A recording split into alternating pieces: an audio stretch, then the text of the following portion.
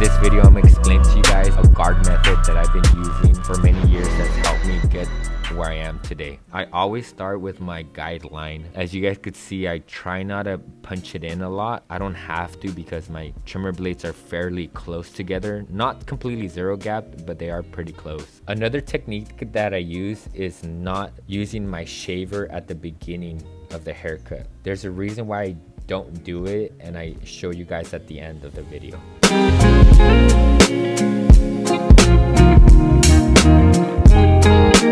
Remember guys, a lot of these videos that I'm gonna do about like how to cut hair is gonna be in real time, so I could show you guys little tips and tricks like what I'm about to do. Right here, I pull his shoulders back so that he could stand up straight, so that those dips behind their neck disappear and you could get in there and cut that hair. Don't push their head back. What's causing that is that their shoulders are shrugging, so you need to pull their shoulders back. I'll keep pointing that out, especially with this client because he's on the tablet, so he's gonna shrug his shoulders a lot, so I'm gonna show it a lot throughout this video. Here's where I'm gonna start with my guard method of how to help me do the comb over so where it lays a little bit nicer. Yes, you could do this with shears, but it's gonna take you a little longer, and especially for beginning barbers, it's gonna be very difficult to do. I usually don't add water, but I noticed that he had a little bit of soap in his hair. You guys can spray water, but just make sure not to put too much, because then it's gonna make the hair lay too flat, and you do need the hair to kind of be in its natural resting. So here I'm gonna go in with an 8. An 8's gonna leave it about an inch long, and I don't know if you guys can see, but as I get close to where his part would be, like in the perimeter of the part, I don't cut into that, and I kind of flick out towards the end, almost like going straight, like if his head continued. This is a number 6, so I'm giving shape to the head so that where it could lay down, almost like layering the top. If any hairstylists are watching this, this is like how I picture it in my head. But you could see how I'm doing it now with the number 5 guard, where I'm kind of flicking it out more. And pretty much that's all it's doing.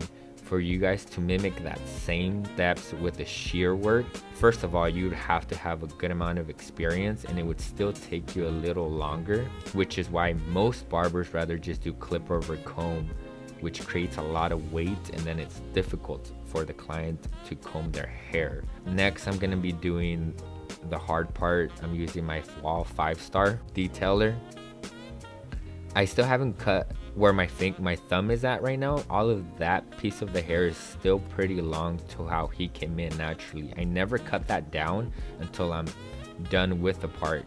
This helps me so that the hair could lay a little bit more flat without me having to always be putting clips or having something to hold it back. Then I'll just slightly go over with my razor. You guys got to make sure to always pull away from the direction you're gonna be using the razor. As I am with my left thumb, I'm pushing away and I'm barely nudging that line. Make sure not to do it too much because it's very easy to make that hard part very thick. Alright guys, so most of my videos are going to be on the spot with real clients, not pre-planned or anything like that, because I want to show you guys how I actually work and the techniques I actually use at the barbershop. So here I'm gonna come in with my West Tech. What I'm gonna do with the West Tech is push my initial guide up all the way to about a 1, which would be on a regular clipper. Here I have the West Tech completely closed, pushing my first guideline ever so slightly, maybe like a 1/4 of an inch. The reason I'm barely pushing it up is because I'm gonna go about 1 to 2 notches on the West Tech and keep pushing it up all the way to a 1 guard on a regular clipper. Here I probably can't remember exactly the notches, but I want to say I did about 2 notches, and I'm at about a half no guard open on a regular clipper. I opened it a little bit again, and I'm close to a no guard open on a regular clipper. I'm gonna keep doing that, keep opening it 1, 2 notches, keep pushing it up. After this one, I believe I'll be at a 1 guard closed on a regular clipper, and here I'm at a 1 guard open, and you could start noticing that I'm flicking out the clipper a little bit more. So the reason I stopped at a number 5 guard on top with that, like the silhouette of the head, was because the West Tech picks up at a number 4 guard. So that's going to be my last guide that I'm pushing up, which is about a 1 open, and I'm going to start blending down to meet at a 1 guard.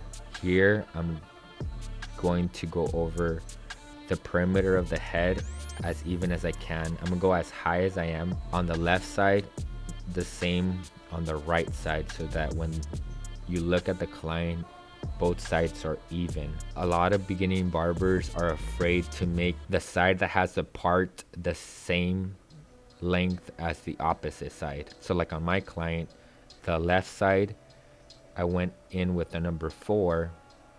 On the right side, you have to go in with the 4 to the same height. I know it feels kind of weird, but you guys have to do it. I already went in with the number 4 guard. Now I'm starting to blend down. I closed it a bit to make it a 3, and I'll start slowly blending down. Now I closed it again, which is probably like around a 2, and you guys will see that number 1 guard starting to fade out.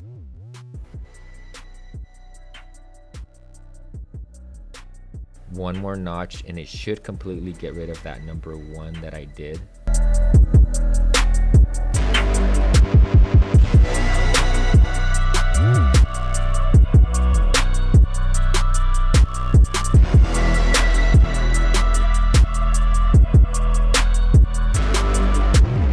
I'm not gonna lie, it took me a while to get used to this clipper, and a while to me is about like 3 months. So right here I completely closed it, and a complete close is about a 1.5 a closed, a 1 open, to be honest. And that's it. Now I just got to worry about the first steps that I put in.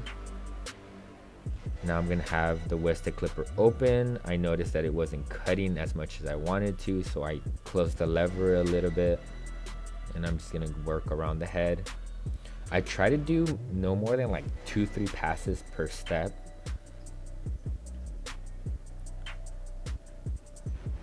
And as you guys can see, I'm gonna keep closing it little by little. And what this is gonna do, it's gonna kind of meet where I left off at my 1. And I'm essentially gonna go over all of those little guides that I did when I pushed them up. I'm going to be, in a sense, just cleaning that up when I work my way down. So all I'm doing here is just gonna work 1 to 2 notches down and keep working into that 1 guard. I know it might seem a little confusing for beginning barbers, but since I've been doing this for a while now, I know where I'm supposed to finish with my guides. So here I kind of see the clipper. I want to say I'm like at a 1.5 out of 1. From this step on, you'll notice how I'm starting to work in my clipper a lot more than when I was just doing my guidelines.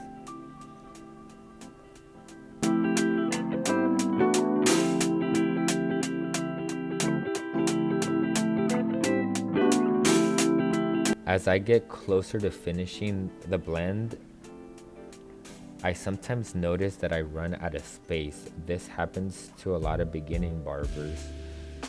Don't worry about it too much, because I'll be honest, it happens to me from time to time, and it happens to me in this haircut.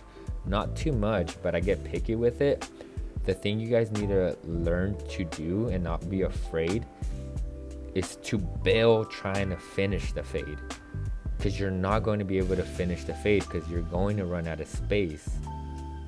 What I mean by that is wherever you start feeling that like wariness of not be able to get in certain steps, or you start creating lines and you're not purposely doing it, go back to your beginning steps and punch in your first 2 to 3 guides that you originally start, and then either blend up or blend down to those. I'm doing it right here. I feel like I ran out of space. I completely closed it, and you could see that I'm barely opening it just so I could reestablish another guide, and you guys could see me doing that. Once I do that, I go back with my one open, and because I did all of that blending in there, I have a sweet spot where I'm not gonna cut too much, but just enough to kind of restart my steps again. This step that I kind of explained to you guys is going to be a little bit difficult for beginning barbers to kind of understand, but I promise you that it's going to help you a lot. I'll be explaining it more in my videos because I tend to do it fairly often, and one of the reasons why I think you guys don't see it in other people's videos is because you don't see them working in a real client, like on real time. So at this point, I'm just kind of cleaning up my actual fade part of my haircut, which is from the trimmer to a one guard. Some of you guys work between your trimmer up to a 1.5. And what's pretty cool about the Westtech clipper that it goes from a 0 to a complete 2 is that you could detail within that range of whatever you blend into without having to move back and forth and switching off your guards. It's really hard to see it here, but right now I'm at a 0 closed, and I'm gonna be opening up all the way up to a 1, sometimes to a half, but all I have to do is just move the lever and place it there. I understand that it is a new concept and it takes some time to get used to, and not everyone's gonna get used to it, but if you can, I promise you that it's gonna help you in the convenience side of cutting hair, and eventually helps you knock off time for your haircuts. How I mentioned at the beginning of the video, I don't use my shaver right after my first line. The reason I don't do that is because my last piece that I did with my Westtech, I technically pushed that trimmer guideline up just a little bit, which allows me to use my waft detailer to completely bald that little section off that I'm doing. It's about 1/4 of an inch that I'm completely balding out. And then when I come in with my shaver, as long as I touch that bottom of that 1/4 inch, I will not create another guide, and it's very easy for me to finish the haircut this way. Like, I'm ever so slightly touching the bottom of it. And this is what I mean by watching tutorial videos that barbers are doing actually live, because there's certain techniques that you'll use, and then there's certain techniques that you'll never use if you're actually working within a certain amount of time. I like using this bronze shaver because it's a lot easier on the skin,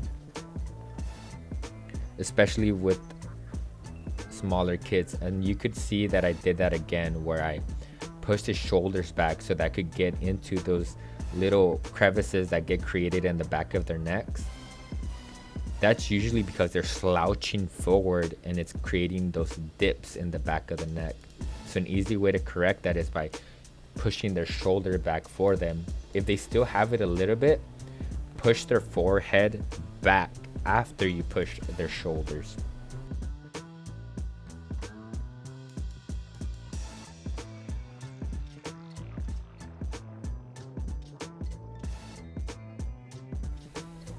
Once you're done with the fade, what I like to do is comb the hair over to whatever side they're gonna comb it to, and this will make this really short side get all of the little hairs to stand up. So I go over it with my shears just to touch them up and make them as even as I can.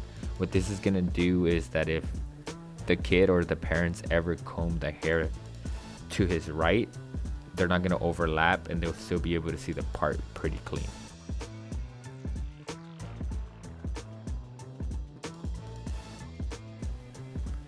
I noticed right here towards the corner of his hairline that it looked a little darker, So I'm just gonna go in with my texturizing shears and soften that up ever so slightly.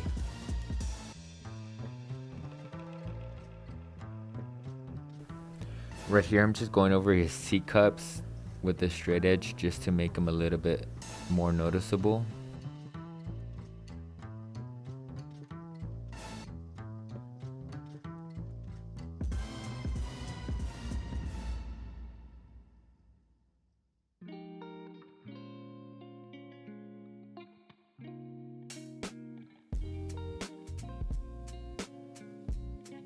Here I'm just slightly getting his hair wet. Usually what I do with my shear work on top, I'll do a mohawk down the middle and connect the left to the center and the right to the center.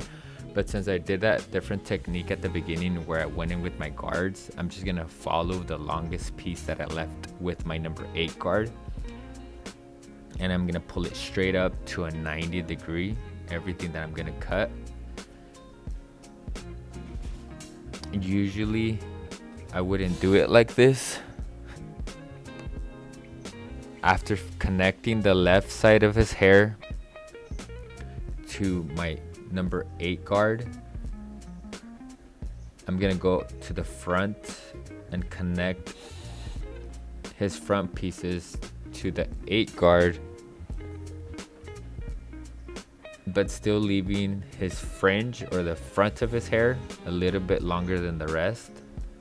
But towards his right side, I'm gonna slightly make a little curve to the bottom to his corner. That way when he goes to comb it over, it's easier. I just softened that corner up with some texturizing shears.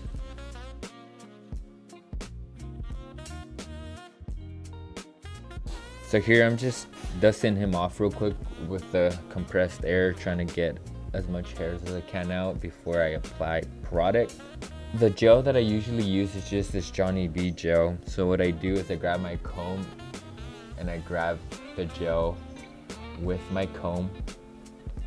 As you can see, I just kind of put enough of it and then I work it in with the comb as much as I can. This allows me to comb their hair pretty good. Also, this way I don't have to go and wash my hands every single time.